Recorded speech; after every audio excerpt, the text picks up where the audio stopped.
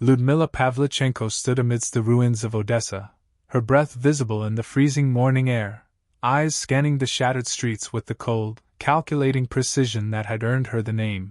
the Lady of Death.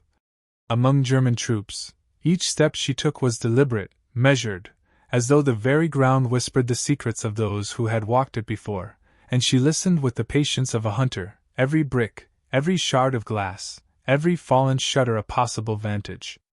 point, a possible hiding spot, a potential path to survival or death, because for Pavlichenko, every moment was life or death, and she knew that the slightest hesitation could cost her not only the mission but her life. And as she tightened the strap of her Mosin-Nagant across her shoulder, she thought of the countless nights she had spent calculating trajectories, memorizing enemy routines, predicting the movement of infantry with a mind honed like the finest instrument, every heartbeat synchronized with the whisper of the rifle, every muscle ready to react instantly, for she had learned early that the battlefield was not a place for indecision, it was a chessboard of smoke, rubble, and fear, and she was both queen and pawn, moving in ways her enemies could never anticipate, striking with terrifying precision, her eyes seeing not just the surface but the intent of those who crept, crawled, or marched below her line of sight, and the German soldiers, many of them barely out of their teens, trembled as rumors of her presence spread through their ranks like wildfire, a story whispered from trench to trench, from ruin to ruin. "If she sees you first, you will not see her at all," they said, and these words carried through Odessa's shattered boulevards, haunting the corridors of command as officers tried in vain to plan maneuvers against an enemy who existed more as legend than flesh, a phantom whose shadow could fall anywhere, who moved silently across rooftops and crumbling balconies, who seemed to vanish into smoke and ruin only to reappear where death awaited, and Pavlichenko, sensing the approach of a small German patrol, adjusted her position, lowering her body behind a half-collapsed wall, eyes narrowing, breath steady, finger resting lightly on the trigger, every sense extending beyond the limits of normal human perception, calculating wind, distance, movement, and the rhythm of the enemy's heart as she waited for the perfect moment to act, because she had understood long ago that the kill was not about violence, it was about control, about mastery, about asserting dominance over the battlefield through knowledge, patience, and discipline. And when the first soldier came into her line of sight, moving carelessly through the rubble, she exhaled, her heartbeat steady as she aimed, squeezed, and the rifle barked once, and he fell silently, a shadow among shadows. And she shifted instantly to the next target, her presence felt only in the sudden absence of life, the whispered panic spreading as the remaining Germans realized too late that the unseen sniper had struck again, and in the distance, her comrades watched from their positions, unaware that this single figure, young, determined, and unflinching, was changing the course of engagements, one precise shot at a time, while the city itself seemed to bend around her. The rubble and twisted metal forming a labyrinth of possibilities she navigated with ease, every ruined street and shattered wall a map of potential advantage, and the legend of Pavlichenko grew not because of fear, but because of the inevitability of her skill, the absolute certainty that wherever the Germans went, wherever they hoped to find safety, she could be there, unseen, observing, calculating, waiting for the perfect moment to strike, and this knowledge alone, the uncertainty of her presence, broke the morale of units, shattered plans, and forced entire patrols to avoid sectors she had been rumored to occupy, and as she moved to another position on the roofline, sliding silently across debris, she felt a surge of both adrenaline and calm, because she knew the rules of this deadly game, and every engagement, every kill, was a demonstration of mastery, a silent declaration that the battlefield belonged, for that instant, to her alone, and the young German soldiers, eyes wide and hands trembling, whispered her name in fear, and as the sun rose over the ruined city, casting long shadows through shattered windows and broken columns, she became more than a soldier, she became the embodiment of calculated death, of unstoppable precision, of inevitability, and her shadow stretched across Odessa like a specter, a force the enemy could neither predict nor outrun, and the very act of moving through the city became a performance of deadly artistry, every motion, every glance, every breath synchronized with the rhythm of war, because Pavlichenko had become not just a sniper, but a master of the battlefield, a living weapon, a presence that could not be measured by numbers or firepower, and the Germans, facing the unseen terror of her rifle, understood instinctively that they were no longer merely fighting soldiers. They were walking into the realm of a ghost, a hunter whose mind, body, and weapon were united in a single terrifying purpose, and this realization, as much as any bullet, began to shift the balance of engagements, instilling caution, hesitation, and dread into units that once moved with confidence, because the Lady of Death did not simply kill, she commanded the very psychology of the enemy, and in doing so, changed the landscape of war itself. Before we continue, please let me know, did anyone in your family fight in or live through World War II? Share their stories in the comments. Let's continue the story. As the morning light spread across Sevastopol, illuminating the jagged ruins of the city, Lyudmila Pavlichenko moved silently from one vantage point to another, her every step calculated with the precision of a predator stalking prey, for she understood that the terrain itself was as much a weapon as the Mosin nagant resting lightly against her shoulder. Rubble-strewn streets became her labyrinth, shattered buildings her fortress, and the echoes of distant artillery created a rhythm she learned to interpret, each rumble a signal of enemy movement, each distant scream a warning of advancing patrols, and as she crouched behind a collapsed wall, eyes scanning the horizon, she remembered the countless hours spent training, studying maps, memorizing German patrol patterns, and simulating engagements in her mind so that when the moment arrived, her reactions would be instantaneous, almost preternatural. Because Pavlichenko's skill was not born solely of talent but of relentless preparation, discipline, and an unflinching will, and now, with the city in chaos and German infantry attempting to advance through narrow streets and crumbling avenues, she could strike with impunity, her presence turning the environment into an extension of herself, and when a group of soldiers crested a distant mound, unaware of the sniper above, she raised the rifle, aligned the crosshairs with flawless timing, and dispatched the first with a single, decisive shot, the crack of the rifle slicing through the cold air, a herald of imminent danger that sent the remaining men into disarray, scattering into cover and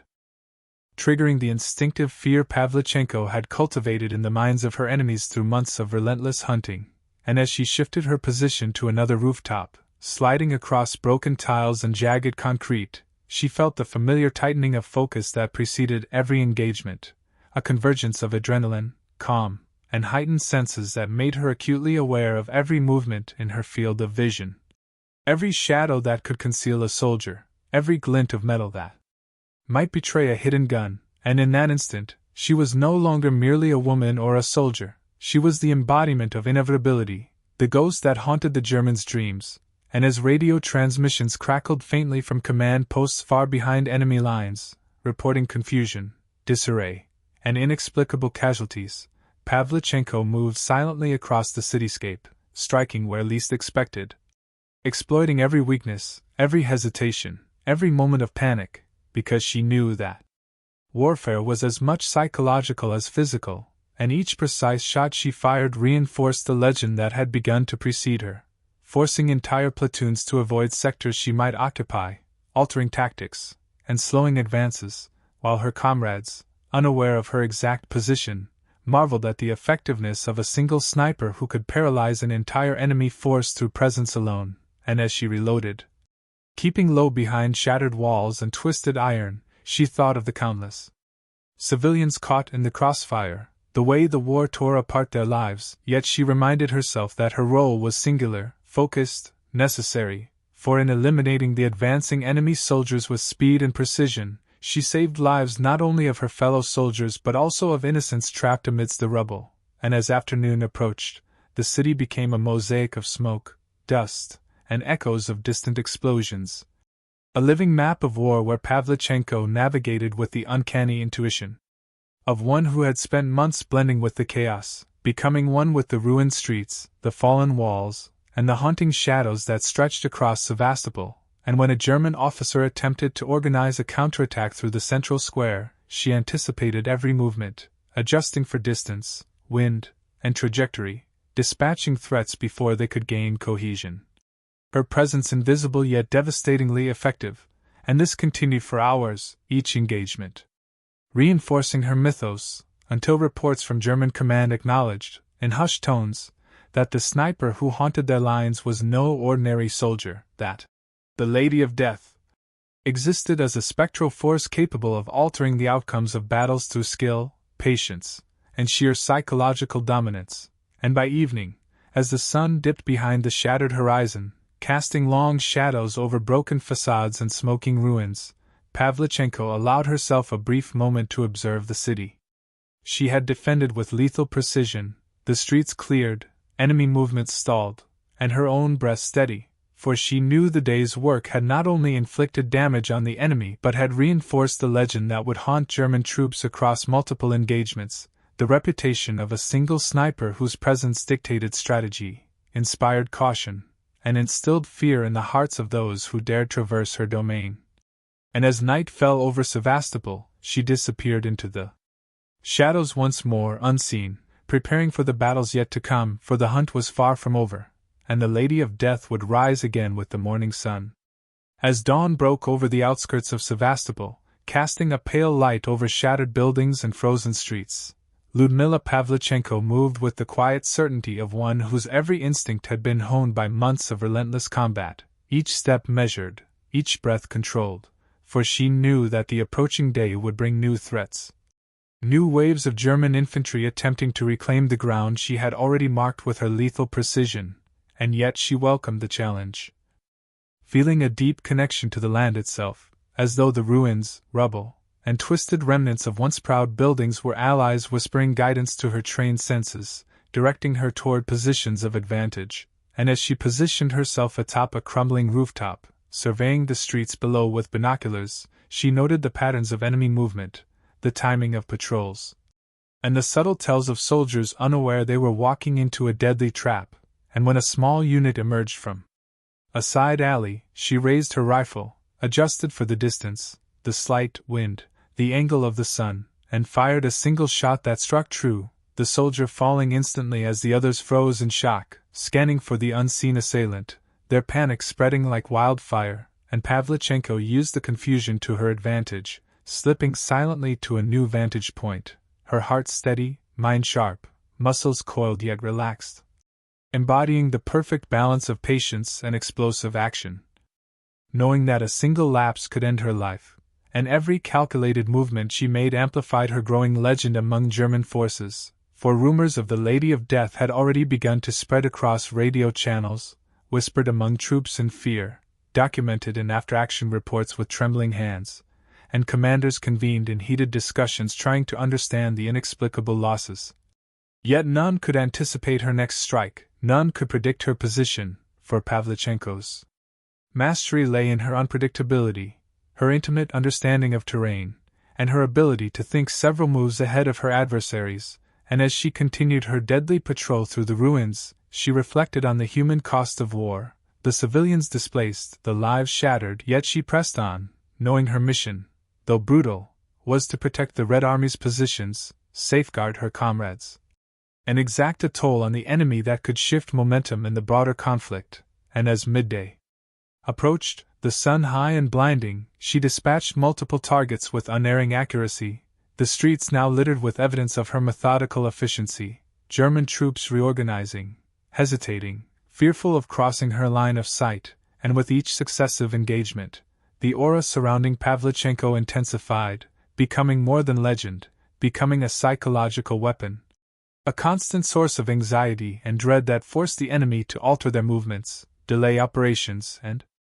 expend energy and resources in futile attempts to locate a sniper who remained a ghost among the ruins, unseen yet omnipresent. And when a sudden counteroffensive brought tanks and armored vehicles into the city, she adapted immediately, shifting positions to exploit cover,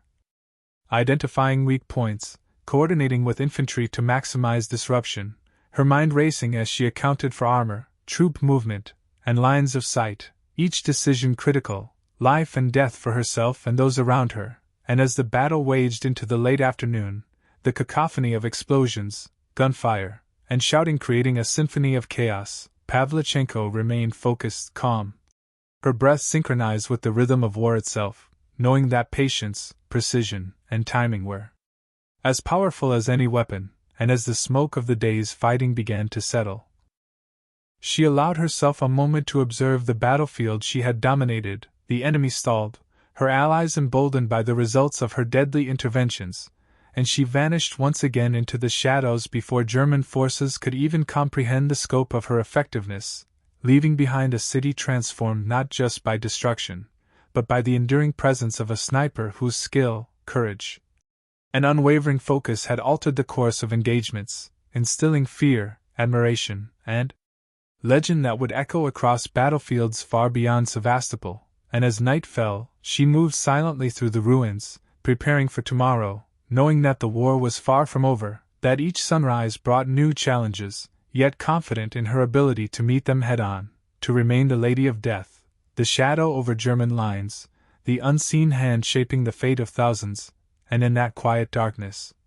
as stars appeared above the city, Pavlichenko felt the weight of her impact, the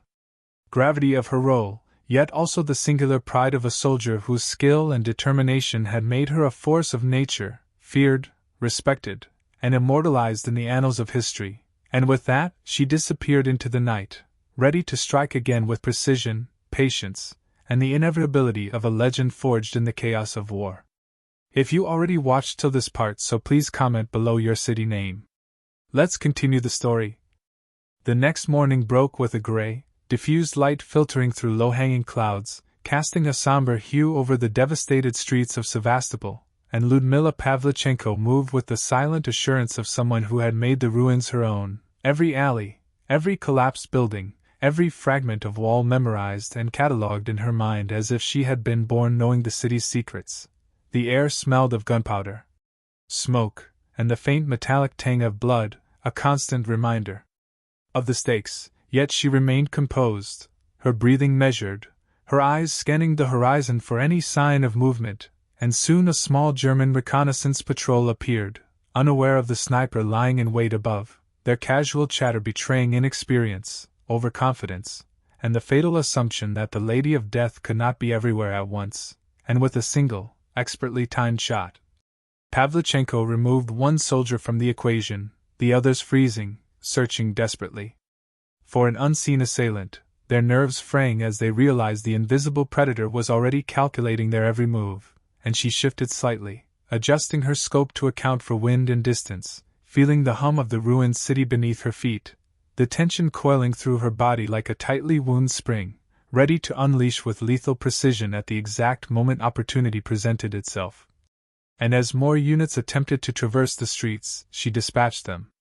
methodically, each kill silent, efficient, each movement choreographed to maximize both survival and impact, while German commanders, receiving fragmented reports, began to panic, ordering shifts in strategy, recalling units, sending messages that betrayed a rising desperation, yet no combination of numbers, artillery, or maneuver could anticipate the fluidity, patience, and ruthless accuracy of Pavlichenko's tactics. And as midday approached, a convoy attempted to cross an open square, heavily armed and confident in the cover of machine guns and armor, yet she identified critical points of vulnerability, picking targets one by one with calculated bursts, the square erupting into chaos as soldiers fell, weapons clattered to the ground, and armored vehicles scrambled in confusion, their drivers struggling to maintain formation, and Pavlichenko used this moment to reposition herself. Sliding through shadowed corridors, leaping across rubble-strewn streets, always remaining one step ahead of the enemy, her mind processing variables at a speed that bordered on instinctive genius, anticipating flanking maneuvers, accounting for potential reinforcements, and exploiting every weakness the Germans revealed under pressure. And while the city burned around her, she remained a symbol of relentless precision, a phantom in the ruins whose impact extended beyond the immediate battlefield, forcing German forces to operate cautiously, to second-guess every patrol, every movement, every decision, and in that careful hesitation, she had already secured the upper hand, not just through firepower, but through psychological domination, an invisible hand shaping the enemy's behavior, dictating tempo and forcing fear into the hearts of seasoned soldiers. And when artillery suddenly began pounding the streets, she adapted instantly, using debris for cover. Exploiting the smoke and vibration to conceal movements, carefully timing her shots so that each enemy target was neutralized at the most strategic moment, ensuring maximum disruption with minimal exposure, and as the afternoon sun waned, the battlefield resembled a tapestry of destruction, yet in the midst of chaos, Pavlichenko moved with elegance and control. Fully aware of the human cost but focused on the mission, every action deliberate, precise, and lethal, and when reinforcements arrived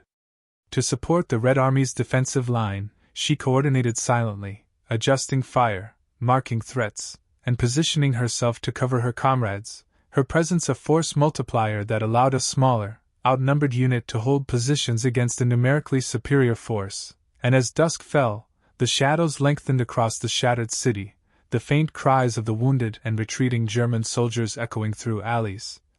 Pavlichenko found a moment of stillness, her pulse slowing slightly. Yet always alert, eyes scanning for movement, ears attuned to the faintest shift in sound, and in that liminal space between battles she reflected on the enormity of her impact, the combination of skill, courage, and strategic brilliance that had transformed her from a sniper into a living legend, a shadow that German soldiers whispered about with dread, and as night enveloped Sevastopol, she vanished once again into the rubble and darkness, preparing for the next day's engagements, knowing that her presence alone reshaped the battlefield, that fear and uncertainty were as powerful weapons as the rifle in her hands, and that every calculated move, every silent shot, every unseen observation contributed to the unstoppable force that was Lyudmila Pavlichenko, the Lady of Death, whose name had become synonymous with terror for the enemy and hope for her comrades. And as the city slept uneasily under the cover of night, she remained vigilant, patient, ready, a spectral guardian of the Eastern Front whose legend would echo long after the war itself had ended. As the first light of dawn broke over the war-torn horizon of Sevastopol, Lyudmila Pavlichenko was already in position atop a partially collapsed building, her silhouette blending seamlessly with the jagged edges of the ruins, the cold morning air biting at her exposed skin while her breath rose in misty clouds, each exhale a reminder of the fragile line between life and death in which she operated daily, and below. The German infantry stirred with a nervous energy, whispering rumors of the ghostly sniper who had decimated their units with surgical precision, their eyes scanning every broken wall, every window frame, every rooftop. Yet unable to find the invisible predator who had transformed the landscape of battle into her personal hunting ground, and as a convoy attempted to maneuver through a shattered square, she adjusted the scope of her Mosin Nagant, accounting for wind, distance, and the erratic movements of the panicked soldiers, waiting for the perfect alignment, the exact moment when her bullet would guarantee elimination, and with a single, decisive trigger pull, chaos erupted below, shouts of alarm, metal clanging, and gunfire filling the air as German soldiers scrambled, realizing too late that their prey was not only unseen but methodical, strategic, and unstoppable, and as she repositioned, sliding silently through rubble-strewn alleyways and ruined courtyards, she noted the subtle signs of enemy strategy: an officer trying to regroup, a machine gun nest repositioned, the cautious advance of an armored car. And with precise calculation, she neutralized each threat, her mind functioning like a finely tuned instrument, processing variables with uncanny speed, determining the optimal point of engagement for maximum effect. And the psychological impact was as devastating as the physical, for German soldiers, hearing only the distant crack of a rifle, began to hesitate, second-guess, retreat, and fear the very ground beneath them, unable to anticipate when or where the Lady of Death would strike next. And as midday approached, reinforcements for both sides clashed amidst the ruins, and Pavlichenko became the unseen linchpin, coordinating defensive fire, signaling comrades with subtle gestures, and silently marking enemy positions, her presence turning the tide of smaller skirmishes, holding strategic points with precision that made an outnumbered unit seem invincible, and even as artillery rumbled and planes flew overhead, she adapted instantaneously, exploiting smoke, rubble, and the unpredictable shifts of battle to maintain the upper hand, each shot a carefully calculated expression of lethal artistry, each movement a blend of instinct, experience, and cold strategy, and German commanders, frustrated and bewildered, began to realize that no matter the number of troops, vehicles, or artillery they deployed, they could not overcome the combination of patience, intelligence, and precision that Lyudmila wielded, and as the sun dipped low, casting long shadows over the shattered city, she paused momentarily to observe the aftermath of her latest engagement. The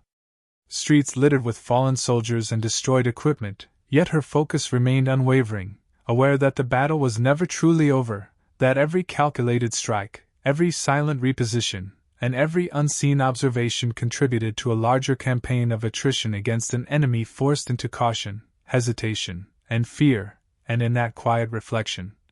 she understood that her impact extended beyond the immediate kill count. She was reshaping the battlefield, altering enemy behavior, and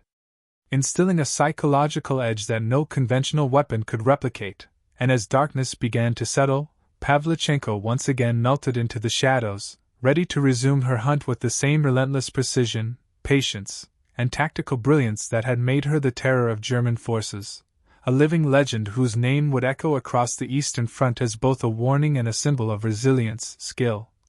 and the indomitable spirit of a soldier who refused to surrender, who moved unseen, yet struck with absolute certainty, and whose presence alone dictated the rhythm of battle, the fear in enemy hearts, and the hope in the minds of her comrades fighting to hold their ground against overwhelming odds. Night had fallen over the war-ravaged streets of Sevastopol, yet Lyudmila Pavlichenko remained alert, her figure barely distinguishable from the jagged outlines of collapsed buildings, the faint glow of distant fires casting ghostly shadows across walls and debris, as the sounds of the exhausted and fearful German soldiers echoed through the ruined city like a constant reminder of her relentless presence. And though fatigue weighed on her, the discipline and experience honed through countless battles allowed her to move silently, repositioning to vantage points that gave her a complete view of strategic choke points and enemy concentrations, every step calculated, every movement deliberate, while memories of fallen comrades and the faces of civilians caught in the crossfire reminded her of the stakes, reinforcing her resolve to continue the fight, to hold the line, and to protect her homeland with unwavering dedication. And as the moon climbed higher, illuminating the skeletal remains of the city in silvery light, she identified a new threat, an approaching patrol attempting to flank her position, its movements cautious yet methodical, unaware that a single misstep would seal its fate. And with practiced precision, she took aim, adjusted for the distance, wind, and sway of her perch, and fired, each shot landing with lethal effect, silencing the patrol and sending ripples of fear through the remaining units, who began to recognize patterns, to sense an unseen hand guiding the chaos around them, as Pavlichenko's influence extended beyond the immediacy of her kills to a psychological dominion over the battlefield itself, dictating the tempo, shaping the decisions of enemy commanders, forcing retreats, hesitations, and mistakes. And in the midst of this nocturnal symphony of destruction and strategy, she coordinated with Soviet infantry, signaling positions, warning of traps, and providing crucial intelligence that allowed her side to maintain a tenuous but vital advantage. And while artillery shells occasionally illuminated the sky with violent bursts, she remained unmoved, a silent sentinel weaving through shadows, the echo of each rifle shot a testament to her unmatched skill, patience, and intuition. And as hours passed, the Germans' resolve deteriorated, their formations frayed, and their confidence shattered, for the Lady of Death was more than a sniper. She was the embodiment of relentless, calculated resistance, the personification of an enemy they could not predict, see, or defeat. And even as the first hints of dawn crept across the horizon, painting the ruins in a pale, cold light, Pavlichenko had already vanished from one position to another, leaving behind only the chaos, the terror, and the growing legend of a sniper who could not be pinned down, whose influence shaped entire engagements, whose presence alone inspired her comrades and paralyzed her foes. And when the smoke and dust of battle finally settled, the reports were unanimous. Sectors once patrolled confidently by German forces were now abandoned, fear dictating every decision, hesitation marking every movement. And the whispered stories of Lyudmila Pavlichenko, her precision, her cunning, her relentless hunt, spread like wildfire through enemy ranks, cementing her reputation not just as a sniper, but as a tactical force multiplier whose mastery of battlefield psychology, terrain, and patience had turned the tide time and again, a living legend whose actions had altered the course of campaigns, whose name alone commanded respect, fear, and awe, and as she finally descended from the ruins to brief her commanding officers, the weight of responsibility and the burden of survival did not diminish her spirit. She carried forward with the understanding that every calculated shot, every repositioning, every heartbeat in the shadows had contributed to a broader strategy. That the Eastern Front had been forever shaped by her presence, and that her legacy, the tally of 309 confirmed kills, the countless lives preserved through strategic elimination of threats, and the indelible mark left on enemy morale, would endure long after the echoes of gunfire faded, forever immortalizing Lyudmila Pavlichenko, the Lady of Death, as one of the greatest snipers in history. A figure who transcended the conventional bounds of warfare, whose courage, skill, and determination embodied the resilience of her nation, and whose shadow would haunt the memories of German soldiers for generations, reminding the world that in war, sometimes it is the unseen, the patient, and the precise who wield the greatest power. If you found this story compelling, please take a moment to like this video. It helps us share more forgotten stories from the Second World War. Subscribe to stay connected with these untold histories. Each one matters. Each one deserves to be remembered, and we would love to hear from you. Leave a comment below telling us where you are watching from. Our community spans from Texas to Tasmania, from veterans to history enthusiasts. You are part of something special here. Thank you for watching, and thank you for keeping these stories alive.